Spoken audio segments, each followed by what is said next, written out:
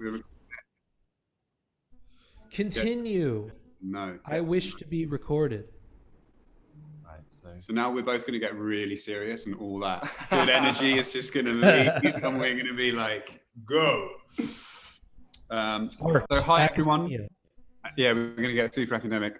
We've got a chat as well, which I think is open. So feel free to just jump in with questions in the chat. I think we'll see them, and like we can digress and talk about stuff. We've got a vague picture of where we're going and the things we want to talk about, but we want to keep it quite loose because, as we were just saying before we started, we think that casual conversation is a very natural and useful form of discourse. So that's what we're doing. That's what we're doing. yeah, I think it'll be super low key, super ebby and flow. So Yeah. Okay. Should we start with origins? Yeah, it'll be really great, Matt, to just get like a really quick overview of like what your page is and how the sort of model you've got, whereby it feeds like like an educational STEM, and also just generally how that community got built. Sure. Well, hi. Hello, everyone. My name is Max Alper. I am a gringo living in Puerto Rico, as they say. Originally from Boston, Mass. I lived in Brooklyn or New York City for about 10 years before moving out to Puerto Rico to teach at a arts university here. I guess on the internet, I'm most notably known for my Instagram account called Lamim Young, which is what I was billed under for today's event. Keeping it. I feel like a rapper, or like something where it's like alias first. Yes, Johnny, you just posted it in Where, the where chat. did the young come from, by the way? Sorry, Okay, Max. so Where did yeah, where so did the name alone is a reference to Lamont Young, the quote unquote godfather of minimalism. I didn't actually come up with the name. The origin of the page in general, related to the name itself, is very intertwined. So I went to graduate school in starting in 2016 through 2018 at the Brooklyn College Sonic Arts MFA program. So doing basically electronic composition and sound art and things like that. And during that time, I was a adjunct instructor for an introduction to music technology class. And I would make memes for the presentations, like the PowerPoints, and they were really only for this purpose of this class. But they got a good reaction. And when I did a meme about Lamont Young, which I don't even remember if it was anything other than just like a fisheye lens on his face and like the bright lens flare eyes, like deep fried, you know. When I was like introducing minimalism, I had something like that, and like, this is Lamont Young, and then the student was like, "You're Lamim Young," because that was the literal. I was like, "Boom! I'm taking that. That's good." That was the literal origin of the name. And so the page started after I taught that class and had like 20 memes backed up. And I was like, I wanted to share these with people easily. So I just started this page. And very naturally from the beginning, it kind of grew, I don't know, out of this around the time that Insane Johnny back then was the Wolf Eyes official Instagram page, and a few other pages were like doing these like very niche noise music referential parody sort of memes. And so I guess kind of me as an offshoot of that started this, in the vein of that initially was posting way more academically focused and educational content from the get-go, so I guess that's kind of always been the vein of the page, has been like information, like a meme in general is just information being passed, usually with a humorous element to it. But for me, it's always been like an introduction to a topic I think is cool, related to music, sound art, whatever. So that was kind of how it began, and that was in 2017 when I started the page. So it's been 4 years now. Very naturally, just sort of expanded gradually, you know. And so originally, basically, it was like you just started putting out these things, and a community like drew around that. It wasn't, you didn't have the sort of get-go idea of like, I'm gonna like put these memes out and it's gonna collect these people, and then they're all gonna have a shared sensibility somehow, and it just sort of accumulated. It really just accumulated naturally. I didn't even reveal my own personal identity, name, or face until like last year. Probably like right before COVID, I started like just putting myself in memes and stuff and just like admin reveals, you know, occasionally. But it was super, not like militantly anonymous, but like having nothing to do with any of my personal life or professional practices as a educator or musician. It was really a natural shit posting community and project that was so niche.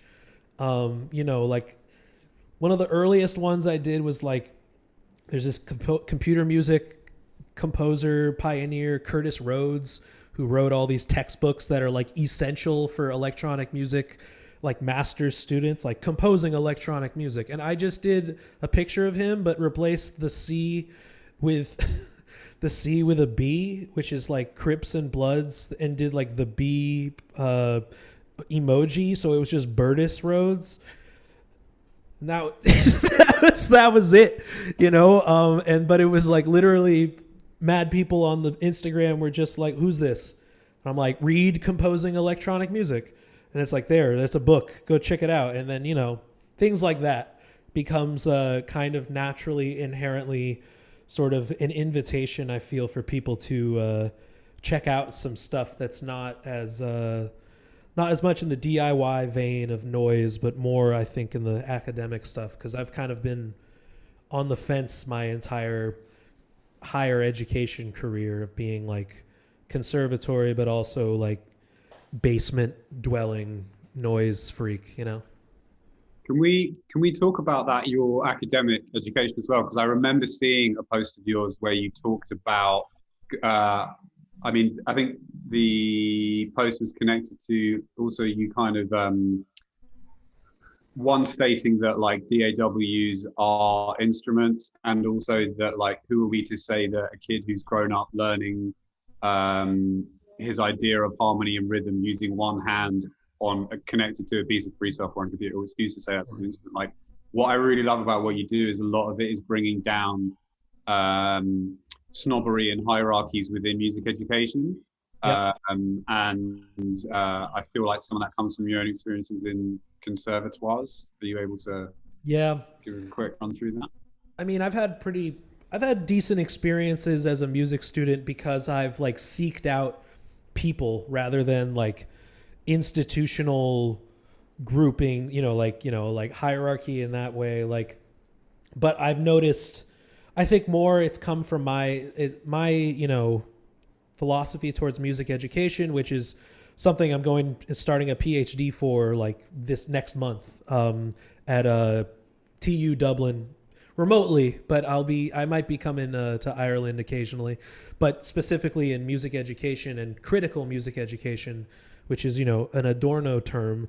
Not to say that Adorno was like hardcore about Fruity Loops or anything like that, but the idea is that, the post you were mentioning was just talking about how like barriers and gatekeeping related to even learning basic conceptual like music technology or composition even from the academic side is very much a traditionalist.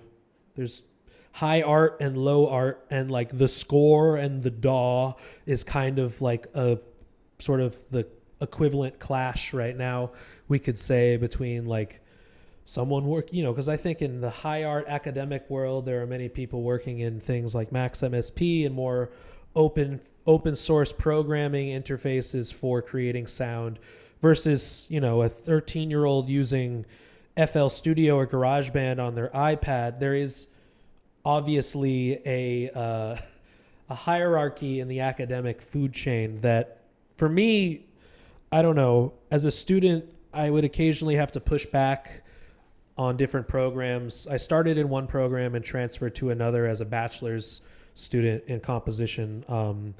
The first program I went to there was like one class on electroacoustic music and the rest was all score.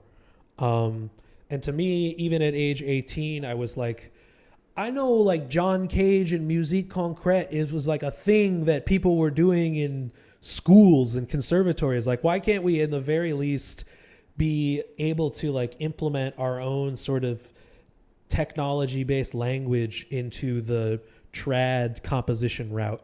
And, you know, I received pushback from peers, not only my peers, but faculty, and eventually ended up at Brooklyn College for my undergraduate and master's program. But I made the distinction as a student not to do a master's in music, but to do a master's in fine arts, which is part of the distinction as far as hierarchies go in academia, right? Where masters of music is not considered terminal, right? It's you're expected, if you want to be a full-length, full-time, 10-year track pedagogue, that you do the PhD after the Masters of Music, right? Even if you're just a composer making music and you don't want to be anything more than a composer, like that's in the American sense, terminal is PhD for music. Fine arts it's funny because it obviously gets related to mostly visual art and creative writing too. But music really depends on the school and sound, whether this is an avenue. But the implication is, if you're doing the MFA, that you are more in line with something related to a studio art practice rather than a conservatory instrumentalists or even composer conductors practice. There's a bit of an implication that you are doing sound art or music technology, you know, something other, right? To me, I think the distinction is silly because we're all composers using different tools, but even the most classical trad composers are using their computers to score, to orchestrate, to arrange, you know. Look at Hans Zimmer. He's not an academic, but I mean, he's like the big ass film composer, and he has a whole modular dungeon, Victorian dungeon. You know what I mean? Like, his studio is super tech oriented. So to me, the reason why I got more into music ed and why now I'm ultimately going back to school for PhD is because I've noticed, both as student and now as teacher, these distinctions and categorizations related to composition in particular, and the use of sound, and the use of, yes, as someone in the chat, Nikki, just mentioned, improvisation was always inherent in classical music, but they don't teach it in today's conservatory setting. But Beethoven and Bach were absolutely known for having what, you know, like music battles. They would battle, they would freestyle, you know, in their nice little, you know, salons of aristocracy. The composers would get together and have versus battle on IG Live. You know what I mean? Like, it's but improvisation, right? But improvisation is something that we see more in the experimental side of high art music, if you want to call it sound art. We see it less and less in the traditional composer's route because composition implies like paper, right? Score in a way. But I think it really depends on the program people go to and the faculty they work with. But for me, I notice these distinctions and barriers between sounds and techniques. And the reason why I'm going and doing the doctorate is just to destroy all of those barriers. I don't see it. Sound is sound, music is music, like media is media, and you know, composition in that way. Who's to say, like, you know, going back to your initial quote, like that, well, reference that I made in a meme, that, like, you know, who's to say that you can't create something new and significant in a MIDI DAW that, you know, like isn't that you otherwise would necessarily exclusively only be able to do in some fancy programming language or on piece of paper. You know, it's like we as composers now aren't the ones deciding the significant ideas. That's history that does that. So why would we want to cut ourselves off to all these different worlds of practices and genres and styles and performance techniques when, you know, it's just about loading up as much knowledge as possible. You know, I think that that's the most important thing. It's like I call it like a tool shed of ideas. You know, why, even if you are a classical trad composer, why wouldn't you want to know basic music production? Why wouldn't you want to know like how to make a beat for like a hip hop production? You know what I mean? Like why make these distinctions? Why not include improvisation in your orchestra? You know, these are things that academia tends to avoid combining or at least integrating. Maybe it's because of individual faculty. Maybe it's because of academic accreditation, you know, like what music schools in particular require versus what art schools require, you know. But yeah, that's kind of where I'm coming from with all this. That's a bit of a ramble, but you know. No, but I think the point that you're making about DAWs is really interesting. Just for a bit of context, so I don't have any kind of musical training or understanding, particularly of music theory or classical music education. Mm-hmm. And all of the sound or music stuff I make is purely like intuitive, and like you're saying about the tool shed, it's just like going off what feels nice and feels right, and like super intuitive. But I don't think I would have, for me, I think having DAWS was like super essential actually, because what really appealed to me was being able to arrange different elements and being able to write in the relationship between those different elements. So like that as a bit of software facilitated or like made it really accessible to be able to work in an arranging way. Whereas like, I don't think I would have got into making music just through like sitting and strumming a guitar as a lone instrument. So yeah. I'm interested in the idea that DAWs open up arranging as like the entry point into making music. I think it also, what it also does is it means that like when we talk about accessibility to music tools, I think we shouldn't only think about that in financial terms. I think sociocultural terms are also important. So like, not only does being able to find a piece of free software and have it on a computer, which are largely available to the majority of people in some form, means that you don't have to be surrounded by an amazing community of someone with a drum kit and someone and someone who knows where you can practice, and someone, you know, you can be someone who's in total cultural isolation in the backwater of nowhere.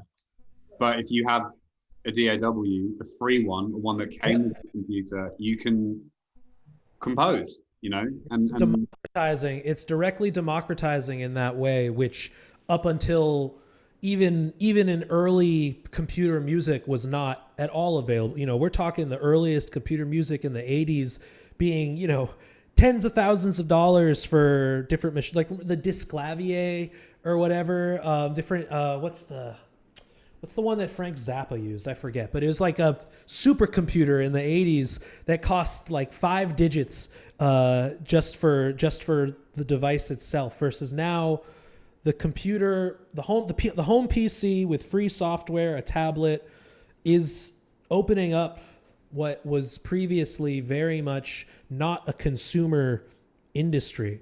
And with that, obviously, when you democratize something or make it more available, there's more output now. There's a lot more electronic music nowadays. And, you know, people could say the argument that's like, oh, you're just pushing buttons. You're not really, you know, playing music. And like, sure, like there is crappy, untrained, you know, like sloppy electronic music out there that just feels pieced together and pooped out there onto the internet. But like that's just art, right? Like for 99% of all trash media, there's going to be like 1% gem, you know, and that's always been the history of music. It's like, oh, we're making pianos more affordable in the 1700s. Oh my God, we're going to have so many piano players now. There's going to be so much crappy piano players out there. You know, it's like, oh, ultimately it was a good idea to make the piano forte more affordable, you know, and to do like upright pianos and things like that. Right. So it's like this constant regurgitated conversation of like technology advancing and ultimately making ideas that were once exclusive non-exclusive, or, you know, more democratized. Ultimately it's all a very good thing. But you were talking about earlier in your particular using the visual format of the DAW as a new way of unlocking learning music and composition for you that you wouldn't have been able to do at a guitar, or even less so like a piece of sheet music from your head, right? You know, like the real theory guts is where you were saying you lack, but you have this visual brain, right? You're in a visual arts program, you know, like maybe that's the type of learner you are. So adding technology allows you to tap into a different learning style that will ultimately lead to perhaps similar sounds as what you could have done at the piano after 5 years of practice, you know. And it's not to say that like the quality will exactly be the same and you shouldn't learn theory, but ultimately like what we should try to do as what we should be looking for are things that can give us immediacy while also learning, you know, and technology allows for that immediacy of hearing things back, a feedback loop between the device and your brain. So like if you're in a DAW, you can see 3 loops being played at different points very easily, dragging them and doing that. That's almost like architecture, right? That's almost like a CAD drawing. You could almost hear it without hearing it because you're seeing, you know, here's the drop, here's the drum part coming in right here. Like, wait for it. I know when it's coming, you know, you can see all of that. And that's, again, it's like visual learning might just be a way for somebody to tap into it a little more streamlined, right? Yeah, and I think in particular it was, so just for more context, I guess, it was from the angle, my angle into it was from a module that we did on the MA, which was about visual pattern and like the mathematical principles behind visual patterns. So it was totally through that visual angle, which I think was really crucial to me, not feeling like I had to obey all of the conservatoire type rules and even like any kind of a measure which is laid out by that way of recording or noting or reading music. It's like you're free to just totally make your own measures, which is I think the most crucial part to not feeling or to unlocking it in that way, you know, like you're writing your own ways of recording and even noting musical ideas, I guess. Yeah, and I think you can approach it more conceptually.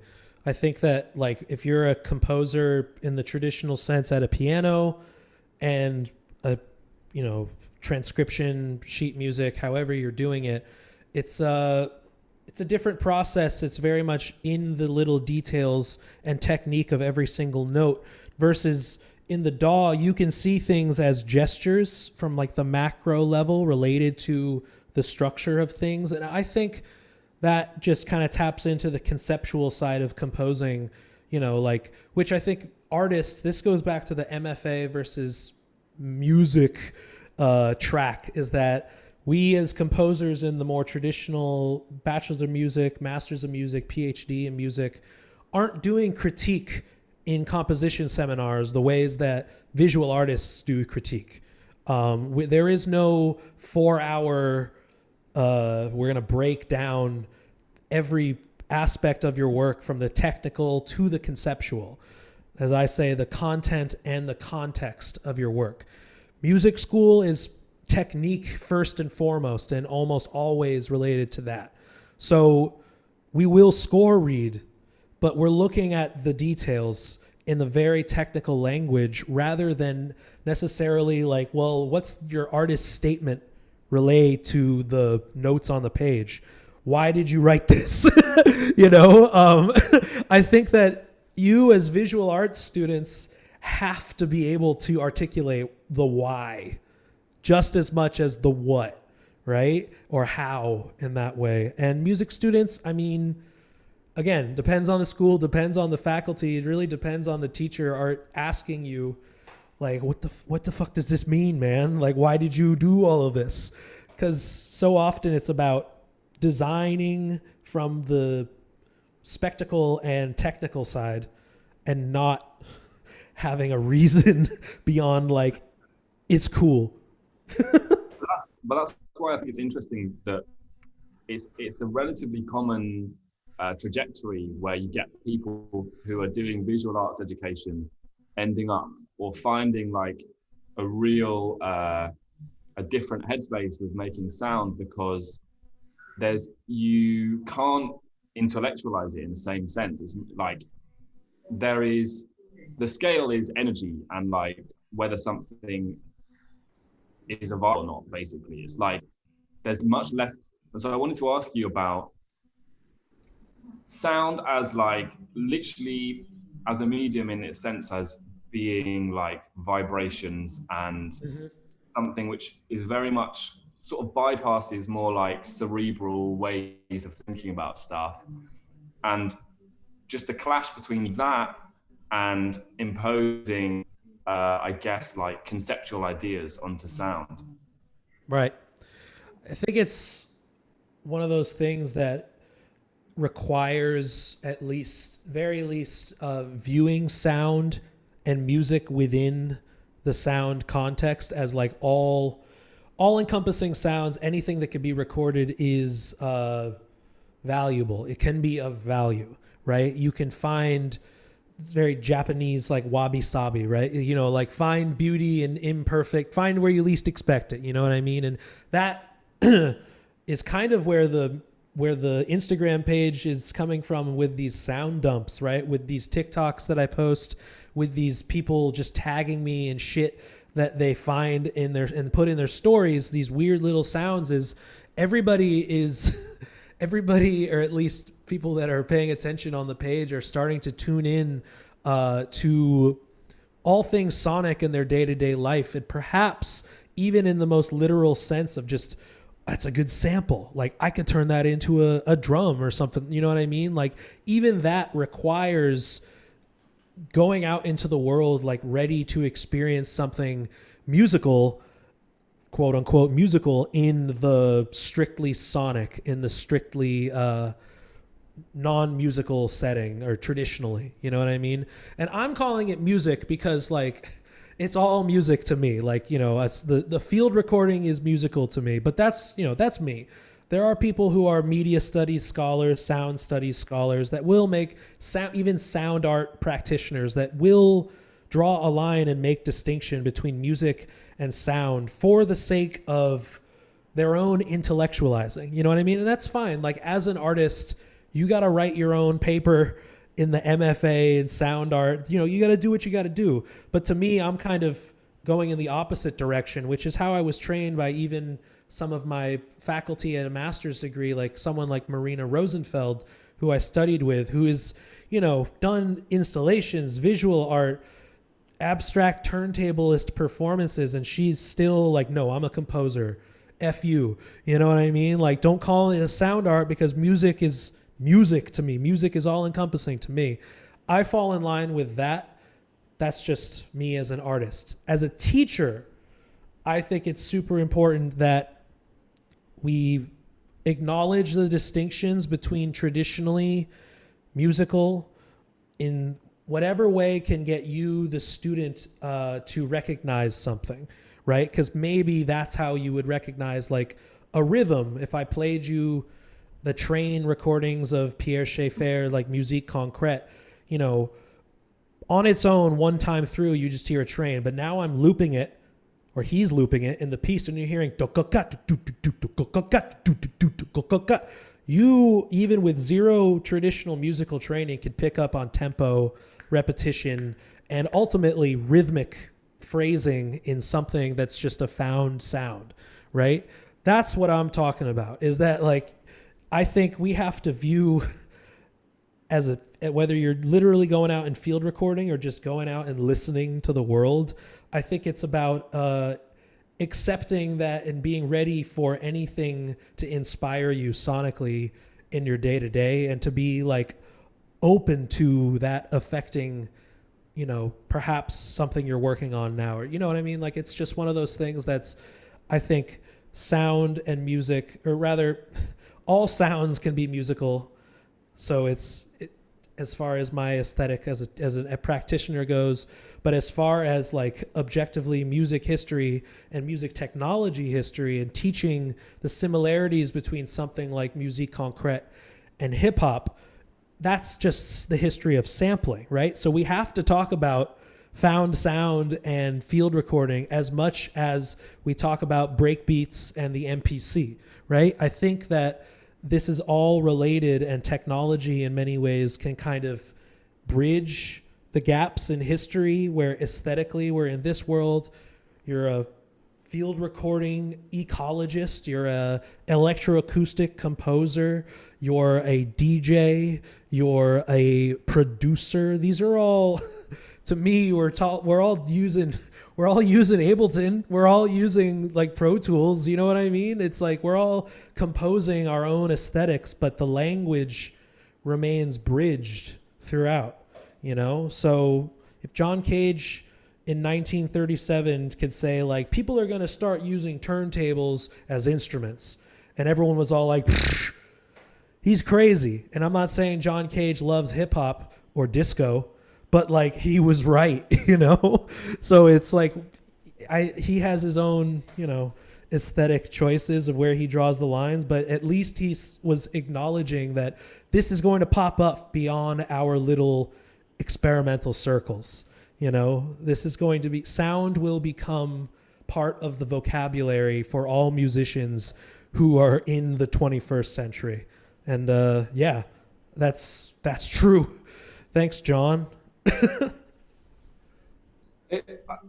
I'd like to know, I guess, like veering more back towards the page and back towards like, because we're equally, as well as like all this amazing stuff about sound and sort of the specifics of that, it would be great to hear a bit more about like the actual model that you've developed for yourself and for yourself to practice with the meme page, and how that's the way that drew a community which you could then work directly in response to. Right. So we're talking practice, social practice as a teacher, just to distinguish between my own work, which is actually related to it too, because I'm learning from my students always, you know. But as far as, I would say maybe this past year in particular with COVID and things like that, just noticing, talking to people in the DMs and stuff about yearning for some sort of structure towards learning a bit more about some of the things that I'm talking about in brevity on the meme page. You know, people asking for more details. I used to host like Ask Me Anythings in the stories, and it would just be too much. Like, it would just be like loads and loads of questions, like at least 20 good questions every single AMA, you know? So I kind of took it on myself that like, even initially to start just for like some extra pocket change, or I was donating a lot of the early funds on the Patreon to, you know, local Black Lives Matter organizations in the States.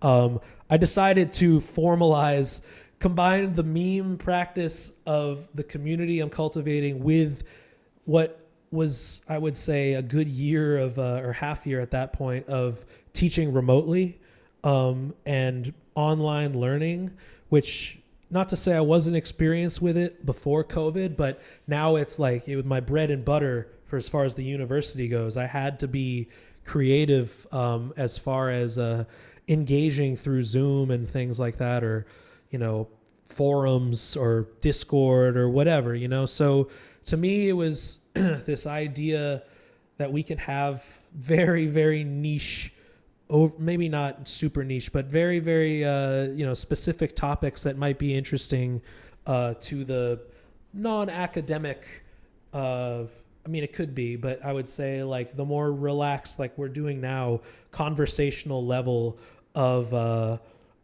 edu content, edutainment, you know? I mean, these are all silly words, but I mean, it's people going on to a YouTube stream or a meme IG live page to talk about Pauline Oliveros. Like, I don't know if that's not your typical college setting, you know what I mean? So I think it was it just kind of naturally happened that there was a small demand for people to want to learn more about this stuff in a semi-formal, not just Instagram DM story AMAs type of situation. So, you know, it's almost a year. It's been about a year since the Patreon page started, and it's become a part-time job, going on a full-time job at this point, because out of much of that, I've been able to, you know, get back into one-on-one teaching, which is how this all started for me in college, giving lessons. You know, I think that was for many music educators, doing the one-on-one lessons, and in this case in composition, is kind of what gives me the most life as a teacher, you know, is really just like working with people one-on-one. It's very therapeutic for both of us, I think, in a two-way street, to be able to just like talk in that way. But so yeah, the Patreon Discord community has within it many people who are now just studying privately with me on like a monthly basis. So that's in and of itself super awesome and surprising that there was a wanting for that. So that's been cool. You know, that's been what's been going on as my main private teaching practice, which I think is just going to be inevitably involved into my PhD research about alternative learning communities beyond the traditional classroom. Like what better way of doing some sort of, you know, qualitative research than like being directly involved with one of these types of communities. I mean, there are a few other academic-y or kind of teacher meme related, you know, Brad Trammell is a big inspiration, and he has his own Patreon classroom that he's been doing for years. And he himself is like a disgruntled adjunct who has gone full-time off of his Patreon, you know, so that was always a inspiration for me. So it's not like I'm reinventing the wheel here, but it's cool seeing these alternative learning communities pop up out of something as silly as like a deep fried shit post. You know what I mean? Yeah, we've Trammell's has been a big talking point for us this year as well, and like I'm a patron of his, and he's one thing that I wanted to link between Medium, what he does in memes and experimental music, which is very relevant for my practice, is like the place of, however you want to call it, humor, comedy, lightheartedness within both, because obviously like it could be said that within both of your practices, like on the memes, humor can operate as a kind of honeypot almost to kind of attract people, Definitely get them to laugh and then get them to think. But I'm interested in potentially drawing a slightly deeper connection, that it is intimately connected to the fact that you engage with experimental music and experimental practice a lot, because, you know, I hate all experimental music conversations ending up back at Cage, but like he did do, you know, the famous water walk he did on TV when the presenter said, "Is it okay if people laugh?" And he's like, "Yeah, sure, it's preferable to tears." Yeah. I do think that what you do, you know, it's not just coincidence that your memes are funny and that you do experimental music. Like, I think there is a connection between that. And we've often talked about when we advertise this, what we call the horseshoe theory, in kind of like, you've got like normie culture at the top, and then you've got like stuff that's so experimental it becomes trash and funny again, and stuff that becomes so trashy it becomes experimental again. There's this like, you want to jump on? Yeah. Yeah, I mean, I think that obviously in the academic context for most art forms, humor is not really a big thing. You know, it's very serious. Whether you're in visual arts school, the art speak is so, you know, self-important. Artists create their own languages to write about and describe their own work, regardless of how articulate it is to the normies, you know what I mean? And I think, like you mentioned, using humor as a honeypot is absolutely something that's been on my radar as an artist first, and now then as meme educator or whatever, you know. But I think me as a person, yeah, like I'm super laid back. I don't take anything too seriously, and including my own work and art, you know. You can find recordings of me. There's one YouTube video somewhere of me just like with like a Max MSP noise patch on a microphone, just being like, "This is the best goddamn bar mitzvah I've ever been to." You know, like basically stand up over harsh noise was kind of just freestyle saying words like, "John Zorn, I need you to buy my mixtape." You know, all these random things that were coming to mind. And, you know, these are noise shows. Like, how many people are there? 20 tops.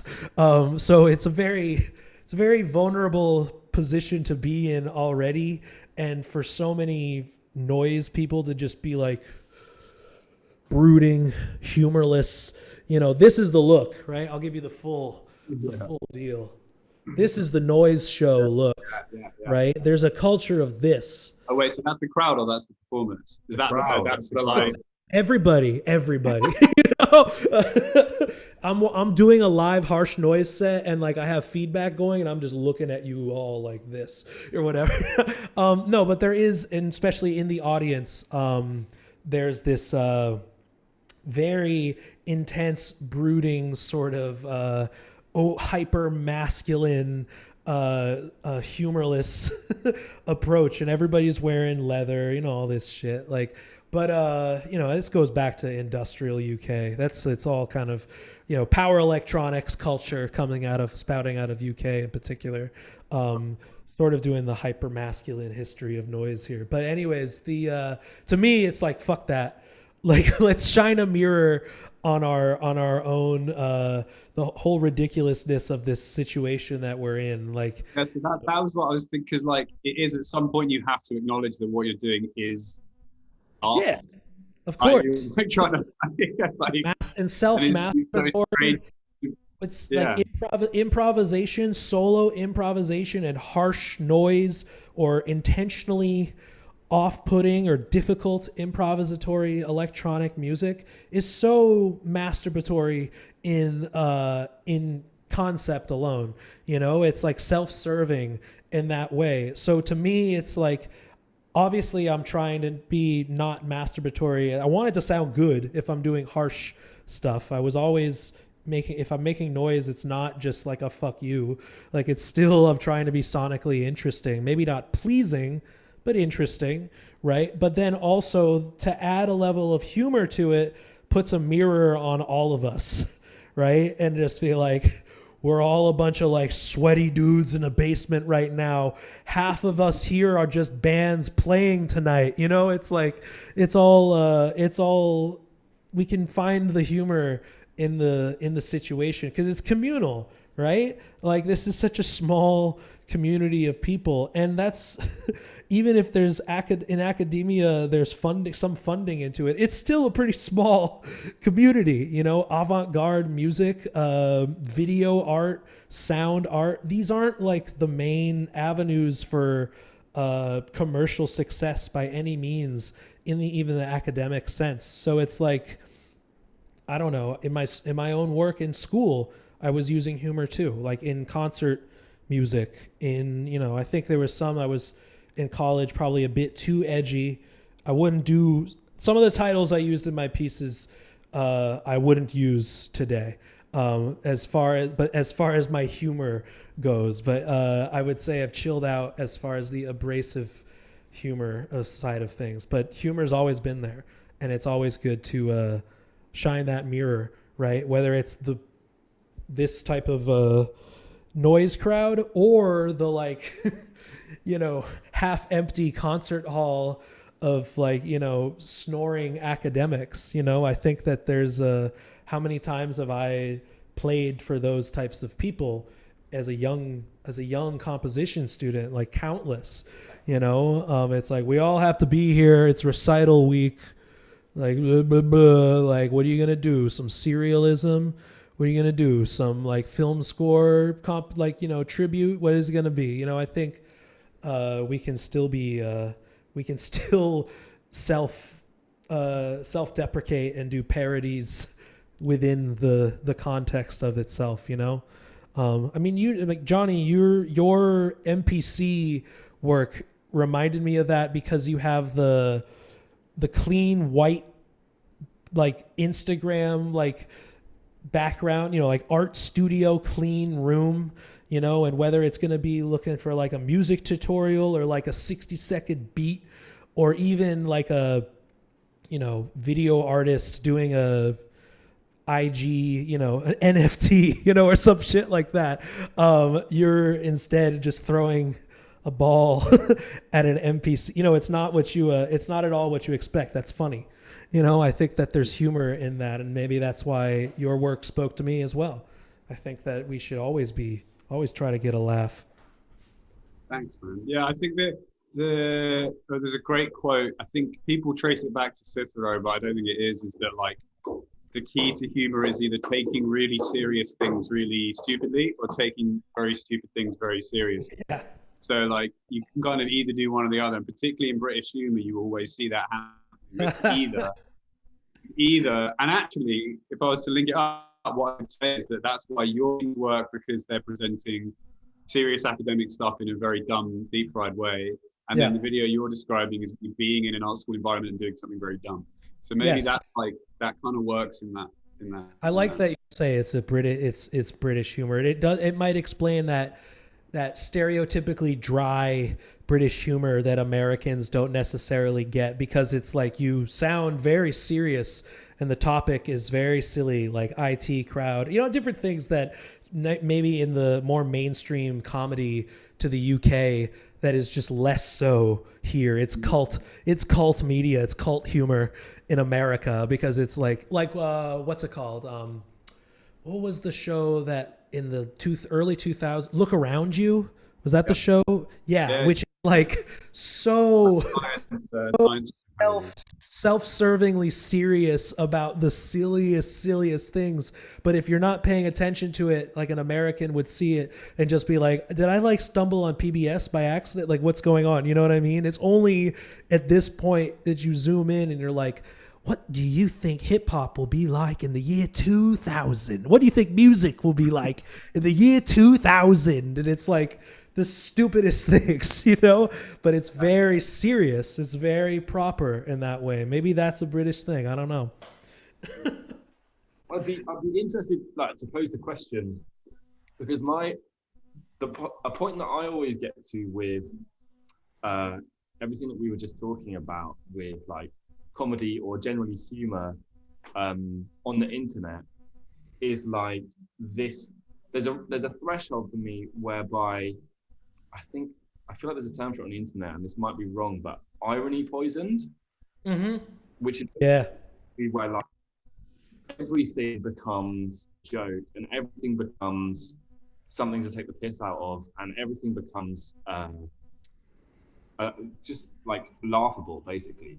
Yeah. So like that's I just wanted to throw that like locus point in there as well, in terms of where do you guys see everything that you've been discussing about, like how it can be a really useful way of bringing people in and along for the ride, versus like reaching the point whereby it's almost like a turn off, because it's just so like, it can make you so cynical. Like we're talking like insane. Like if you think about Insane Johnny and what he does, like the point becomes just like anyone who likes any band or any kind of music. Oh yeah, no, I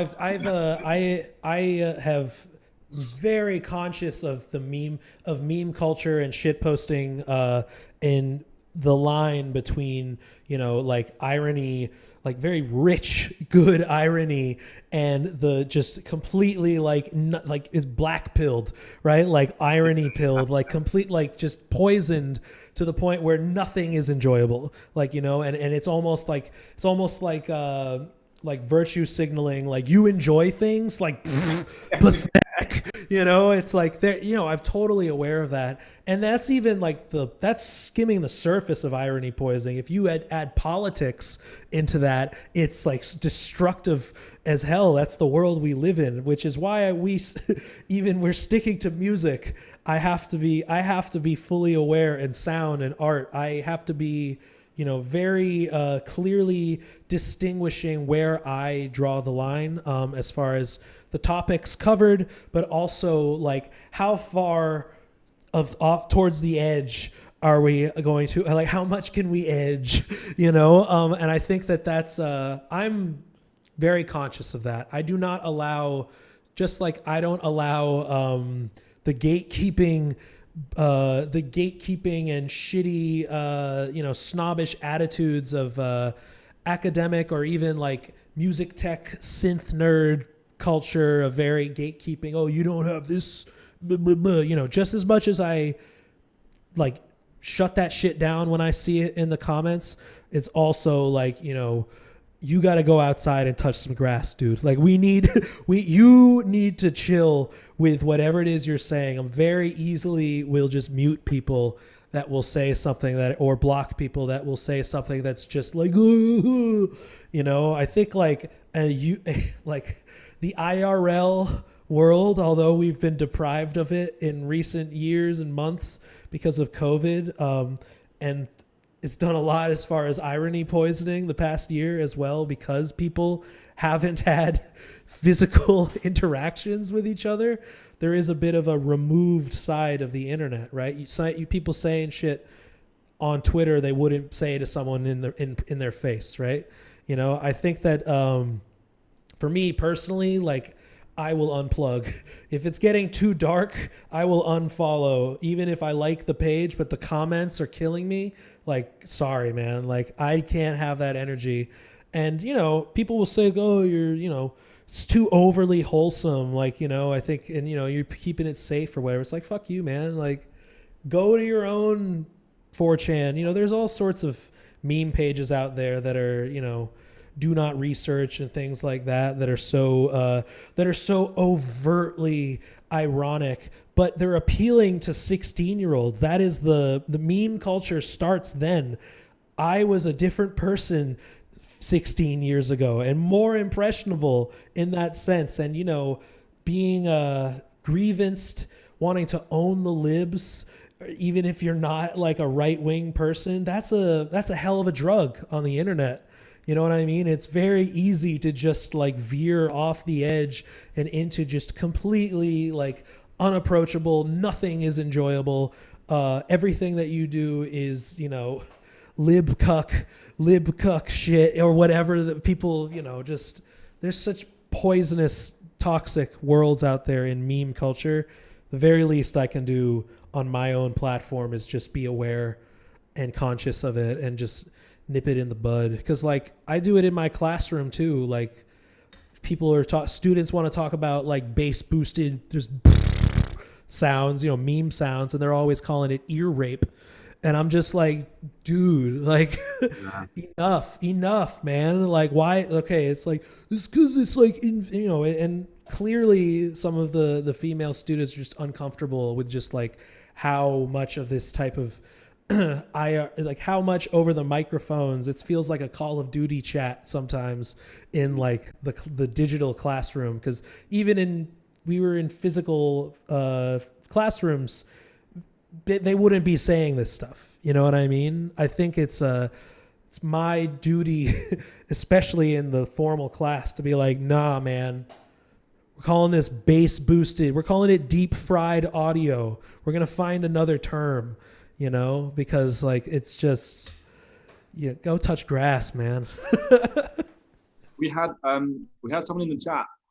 Mark wanted to come in and talk about Mark's got a slightly more. Mark's He's got an optimistic Mark's approach. found a good space on the internet. Mark. Hello. Hey, Max. How's it What's going? up, Mark? Yeah, I'm good. How are you doing? Thanks for the talk so far. Chillaxing here. It's been super nice. It's been super interesting stuff. I put a comment in the chat because like I think it's true that like people like maybe just generally like as a culture, you know, like the world's burning and like, you know, and there's a chance we all become so cynical that like, you know, and I think there's generally, you know, there is a move towards like authenticity and like sincerity in general. I think I understand that like there is always kind of these like, even in the past, in these like, you know, the new authenticity or the new sincerity or whatever, you know, it's like a thing that kind of comes around as a and you know, even like people turning away from the digital towards indeed like touching grass, you know, like Yeah. I think yeah, it's kind of an antidote, I guess. And I was gonna say like with Brad Trammell as well, like because I found about Brad Trammell like 2 years ago or something, and like he was like posting, you know, I really couldn't work him out at all. Like I knew it was kind of interesting stuff, but like it seemed like I originally I thought he was like the alt-right like shit poster. Yeah. Like, Yeah. you know, like We had that experience as well with the tutor. Yeah. yeah, I think and then I realized that like, he was, with Brad in particular, it's part of the like alternate reality game. You know, like he's literally it's you have to be in on it to some extent, right? That's going deep. Yeah, at that time as well, I was like looking at like what is it, like meta-modernism or something like this, the thing after postmodernism or whatever, like whatever we're in now. It was like I was getting into all of this like meta-modern comedy, which like some of it's really like anyway, anyway, I was gonna say like sorry? It's the guy he works with. It's the guy he works with, Shia LaBeouf, who came up with that, right? Yeah, exactly. Yeah, and I got really interested in this thing, you know, like about how like a lot of, I mean, I don't really understand. I mean, you know, it's quite hard to get your head around sometimes, but it's like, you know, a lot of the kind of postmodern like stuff, that's all just a given now, you know, and like and actually like where do we go from there, and like and that's what I was like, yeah, I'm interested in that generally, like that a lot of the things we're all so literate about everything now, you know, that like we can kind of take all that stuff as a given and then try and move forward actually like in a bit more of a human way maybe. But like when he started posting like these things that were mega sincere, suddenly he started posting all this stuff about, you know, about the art world and about like art and politics and about all this stuff that like was just so on point and so like just like it was really sincere, and I realized like he's actually like a really interesting, like he's got a really interesting take on things. And then yeah, like for instance like Patreon and this kind of thing, I think it's like a really sweet like I think it's really really really exciting. It's like a really exciting like time we're in, where actually like you can start giving back to like these very niche like things and start like and you know, it is actually, people recognize like it's not just about like taking the piss out of everything and like being super cynical. Like actually there's like work to be done, and like it's good to actually come together and I mean, and you know support, it, like, you know it, Mark, and you know it, Mark, and like in my Patreon community, like there's sincerity, authenticity, the lack of cynicism. You know, I really try to make that clear at the door. Like, you know, like we're even in the group critique classes that we're doing, like it's finding constructive ways of speaking to each other, which is not the given at all in any sort of context. In even I don't know how Brad Trammell runs his own Patreon community and things like that, but I can imagine in other ones, you know, especially the way the comment sections go, like this is the given, is the irony and the cynicism is the default, right? The world will kind of understand it and understand the mechanics of it in a way. So like, where do we go from here? You know? Yeah, there's nuance in everything, and like if you look at Brad Trammell without digging a little deeper, like you can get fooled into thinking that it is that he's sincere in that way. But then again, there are clear moments where he is sincere in the like lecture context. You know, there's kind of a difference between his like ARGs, which people fall for all the time. Like people, like his most recent one that got a lot of flack was like the like how to help incels. And then it ended up being an ad for Grubhub by the end. It's like, one way is to get 20% off your next order because hunger leads to violence in incels, you know? But you had to swipe 9 times to figure out that it was all a gag and a fake advertisement for a food like Uber Eats, you know what I mean?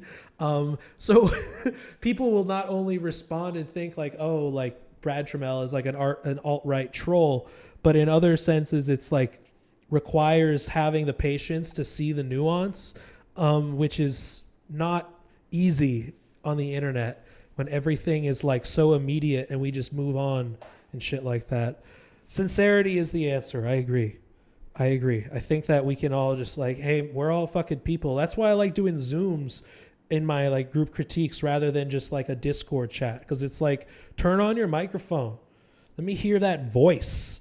You know, it's like, let's be as much as we can, just to be people, you know, because the internet caters to removing that personhood from a lot of, you know, anonymity. If you're going into it completely for anonymity's sake to escape your day-to-day interactive mindset, that could be a dangerous thing, you know, because then the line will begin to blur. What's fucking, how cynical should you be? We're not on the fucking internet anymore. Like, can you talk to me like a person, please? You know, shit like that.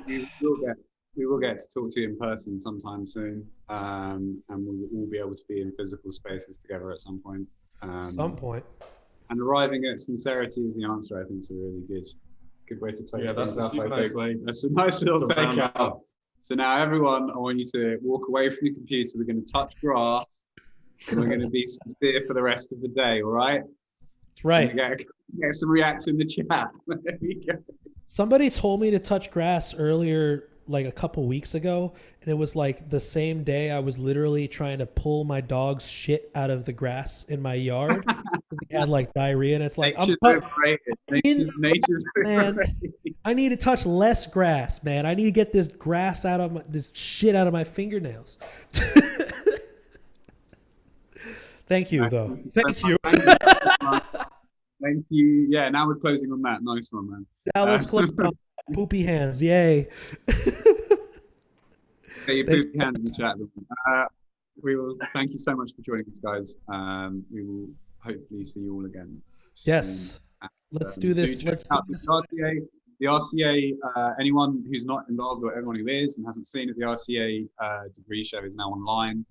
And we've got a show on in Bermondsey as well. So you can follow links to that wherever you found your ticket for this and check our work out. Why not? All right. Hell yeah. I'm going to check it out. I like to learn. Cool, man. I'll drop you a link. Take care. Love you guys. Love from Town. Thank you. Bye-bye. Bye-bye. Oh, he's gone.